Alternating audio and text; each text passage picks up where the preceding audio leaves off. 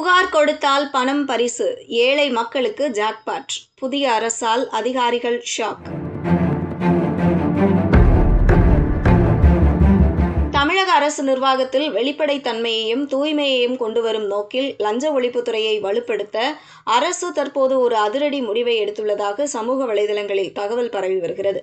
அரசு அலுவலகங்களில் லஞ்சத்தை முற்றிலும் ஒழிப்பதற்காக பொதுமக்கள் பங்களிப்புடன் கூடிய புதிய வெகுமதி திட்டம் அறிவிக்கப்பட்டுள்ளதாக கூறப்படுகிறது. லஞ்ச புகார்களை உடனுக்குடன் தெரிவிக்க பிரத்யேக கட்டணமில்லா தொலைபேசி எண்ணும் இதற்காக அறிமுகம் செய்யப்பட்டுள்ளது.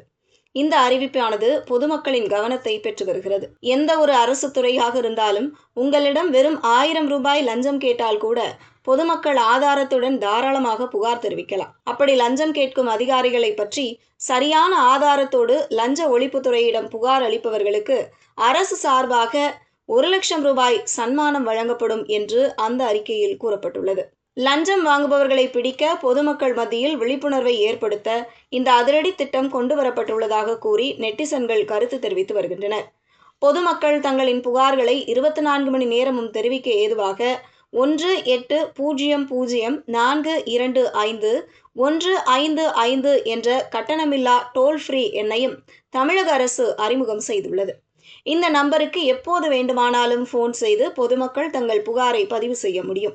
தாவேக அரசின் இந்த அதிரடி அறிவிப்பு சாமானிய மக்கள் மற்றும் ஏழை எளியோரிடையே மாபெரும் வரவேற்பை பெற்றுள்ளது.